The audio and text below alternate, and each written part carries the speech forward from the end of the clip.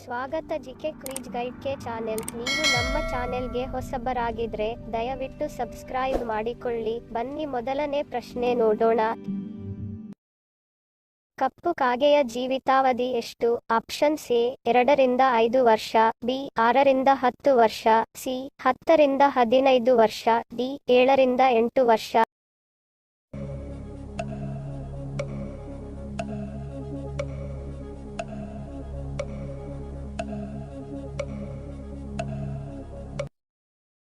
ಸರಿಯಾದ ಉತ್ತರ option D 7 ರಿಂದ 8 ವರ್ಷ. ಕಪ್ಪು ಕಾಗೆಯ ಜೀವಿತಾವಧಿ 7 ರಿಂದ 8 ವರ್ಷ. ಎರಡನೇ ಪ್ರಶ್ನೆ. ಹೊಟ್ಟೆಯಲ್ಲಿ ಗ್ಯಾಸ್ ತುಂಬಲು ಯಾವ ಆಹಾರಗಳು ಕಾರಣವಾಗುತ್ತವೆ? ಆಪ್ಷನ್ಸ್ ಎ ಗೆಡ್ಡೆ ತರಕಾರಿಗಳು, ಬಿ ಬಟಾಣಿ, ಸಿ ತಂಪು ಪಾನೀಯ, ಡಿ ಮೇಲಿನ ಎಲ್ಲವೂ.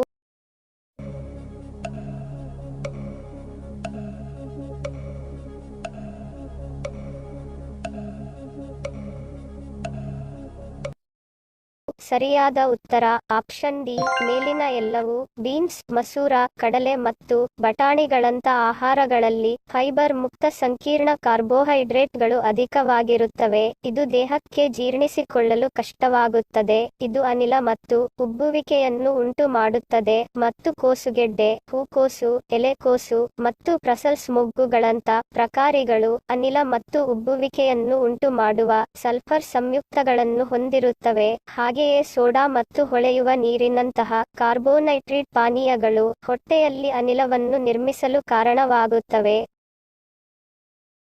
ಮೂರನೇ ಪ್ರಶ್ನೆ. ಸೂರ್ಯ ಕುಟುಂಬದಲ್ಲಿ ಅತಿ ದೊಡ್ಡ ಉಪಗ್ರಹ ಯಾವುದು? Options A Ganymede, B Titan, C ಚಂದ್ರ, ಡಿ ಡಿಬೋಸ್.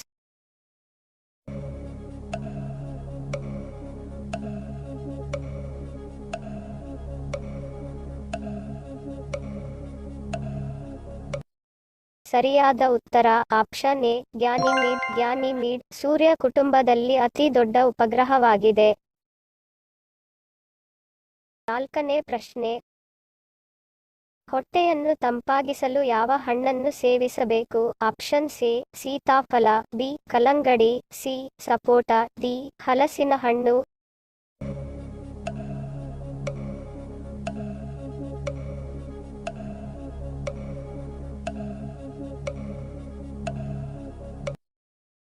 ಸರಿಯಾದ ಉತ್ತರ ಆಪ್ಷನ್ ಬಿ ಕಲ್ಲಂಗಡಿ. ಹೊಟ್ಟೆಯನ್ನು ತಂಪಾಗಿಸಲು ಕಲ್ಲಂಗಡಿ ಹಣ್ಣು ಸೇವಿಸಬೇಕು. ಐದನೇ ಪ್ರಶ್ನೆ. ಕಾರಂಜಿರಂಗ ಉದ್ಯಾನವನ ಯಾವ ರಾಜ್ಯದಲ್ಲಿದೆ? Options A Maharashtra, B Meghalaya, C Assam, D Karnataka.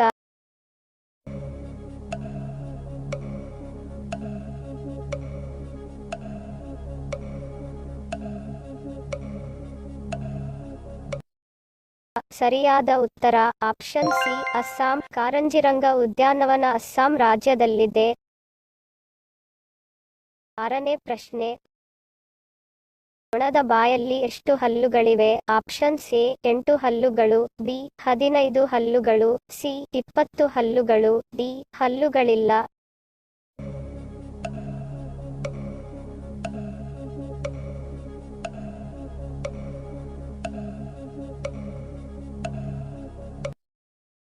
ಸರಿಯಾದ ಉತ್ತರ ಆಪ್ಷನ್ ಡಿ ಹಲ್ಲುಗಳಿಲ್ಲ.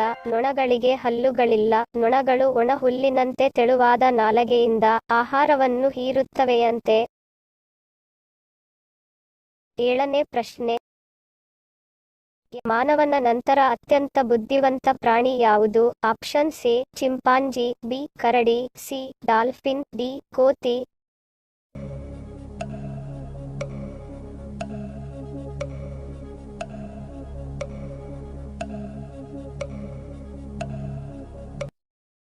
ಸರಿಯಾದ ಉತ್ತರ ಆಪ್ಷನ್ ಸಿ ಡಾಲ್ಫಿನ್. ಡಾಲ್ಫಿನ್ ಅತ್ಯಂತ ಬುದ್ಧಿವಂತ ಪ್ರಾಣಿ. ಎಂಟನೇ ಪ್ರಶ್ನೆ. ಮಧುಮೇಹಿಗಳು ಯಾವ ಸ್ವೀಟ್ಸ್ ತಿನ್ನಬಹುದು? ಆಪ್ಷನ್ಸ್ ಎ ತಂಪು ಪಾನೀಯ, ಬಿ ಹಣ್ಣುಗಳ ರಸ, ಸಿ ಗುಲಾಬ್ ಜಾಮೂನ್, ಡಿ ಒಣ ಸ್ವೀಟ್ಸ್.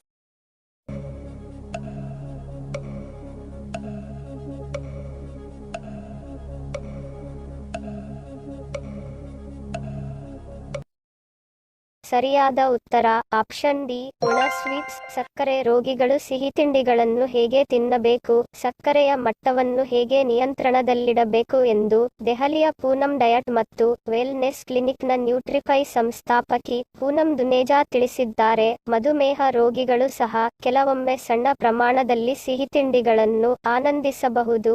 ಸಿಹಿ ತಿನ್ನುವ ಮೊದಲು ಮಧುಮೇಹಿಗಳು ತಮ್ಮ ಸಕ್ಕರೆ ಮಟ್ಟವನ್ನು ಪರೀಕ್ಷಿಸಬೇಕು. ರಕ್ತದಲ್ಲಿ ಸಕ್ಕರೆ ನಿಯಂತ್ರಣದಲ್ಲಿರುವ ರೋಗಿಗಳು ಮಾತ್ರ ಈ ವಿಧಾನವನ್ನು ಅನುಸರಿಸಬೇಕು ಎಂದು ದುನೇಜಾ ಪೂನಂ ತಿಳಿಸಿದ್ದಾರೆ. ಸಿಹಿ ತಿಂಡಿಗಳನ್ನು ತಿನ್ನುವ ಮೊದಲು ಫೈಬರ್ ಮತ್ತು ಪ್ರೋಟೀನ್ ಸಮೃದ್ಧವಾಗಿರುವ ಆಹಾರವನ್ನು ಸೇವಿಸಬೇಕು. ಅದರ ನಂತರ ಕೊಬ್ಬು ಮತ್ತು ಕಾರ್ಬೋಹೈಡ್ರೇಟ್ಗಳನ್ನು ಹೊಂದಿರುವ ಆಹಾರಗಳನ್ನು ತಿನ್ನಬೇಕು. ಇದರ ನಂತರವೇ ಸಿಹಿತಿಂಡಿಗಳನ್ನು ತಿನ್ನಬೇಕು. ಈ ರೀತಿ ಮಾಡುವುದರಿಂದ ಸಿಹಿತಿಂಡಿಗಳು ನಿಮ್ಮ ರಕ್ತದಲ್ಲಿನ ಸಕ್ಕರೆಯ ಮೇಲೆ ಹೆಚ್ಚಿನ ಪರಿಣಾಮವನ್ನು ಬೀರುವುದಿಲ್ಲ. ಡಯಾಬಿಟಿಸ್ ರೋಗಿಗಳು ಖಾಲಿ ಹೊಟ್ಟೆಯಲ್ಲಿ ಸಿಹಿ ತಿನ್ನಬಾರದು ಎಂದು ಡಯಾಟಿಷಿಯನ್ ಪೂನಂ ಹೇಳುತ್ತಾರೆ. ಖಾಲಿ ಹೊಟ್ಟೆಯಲ್ಲಿ ಸಿಹಿ ತಿಂದರೆ ಸಕ್ಕರೆ ಮಟ್ಟದಲ್ಲಿ ಹಠಾತ್ ಜಿಗಿತ ಉಂಟಾಗುತ್ತೆ. ಸಕ್ಕರೆ ರೋಗಿಗಳು ಬೆಳಗಿನ ಉಪಾಹಾರ ಅಥವಾ ಊಟದ ನಂತರವೇ ಸಿಹಿ ತಿನ್ನಬೇಕು. ಇದು ನಿಮ್ಮ ರಕ್ತದಲ್ಲಿನ ಸಕ್ಕರೆಯನ್ನು ನಿಯಂತ್ರಣದಲ್ಲಿಡುತ್ತದೆ. ಯಾವುದೇ ತೊಂದರೆಗಳು ಉಂಟಾಗುವುದಿಲ್ಲ. ಶುಗರ್ ರೋಗಿಗಳು ರಾತ್ರಿಯಲ್ಲಿ ಸಿಹಿ ತಿನ್ನಬಾರದು. ರಾತ್ರಿಯಲ್ಲಿ ಸಿಹಿ ತಿಂಡಿಗಳನ್ನು ತಿನ್ನುವುದರಿಂದ ನಿದ್ರೆಗೆ ತೊಂದರೆಯಾಗುತ್ತದೆ. ಇದಲ್ಲದೆ ರಾತ್ರಿಯಲ್ಲಿ ಪದೇ ಪದೇ ಮೂತ್ರ ವಿಸರ್ಜನೆ ಮಾಡಬೇಕಾಗುತ್ತದೆ.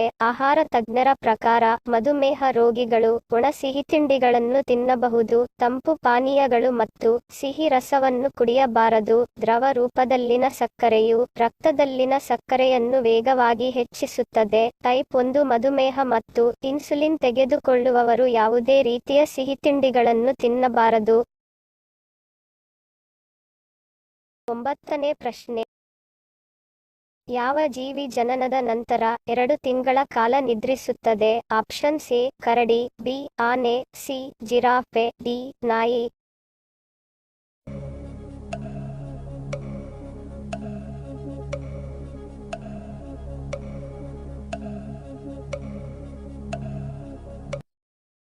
ಸರಿಯಾದ ಉತ್ತರ ಆಪ್ಷನ್ ಎ ಕರಡಿ. ಕರಡಿ ಜನಿಸಿದ ನಂತರ 2 ತಿಂಗಳ ಕಾಲ ನಿದ್ರಿಸುತ್ತದೆ. 10ನೇ ಪ್ರಶ್ನೆ. ಗಾಯತ್ರಿ ಮಂತ್ರವನ್ನು ಯಾವ ಪುಸ್ತಕದಿಂದ ತೆಗೆದುಕೊಳ್ಳಲಾಗಿದೆ? Option A Rigveda, B Atharvana Veda, C Samaveda, D Yajurveda.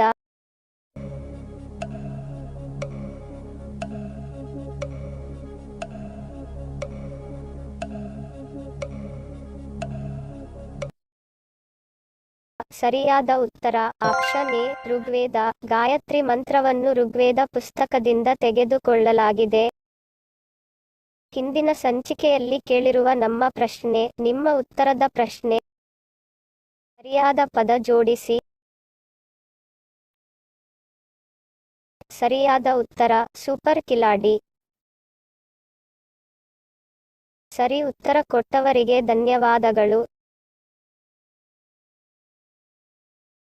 ಇಂದಿನ ನಮ್ಮ ಪ್ರಶ್ನೆ, ನಿಮ್ಮ ಉತ್ತರದ ಪ್ರಶ್ನೆ. ಸರಿಯಾದ ಪದ ಜೋಡಿಸಿ.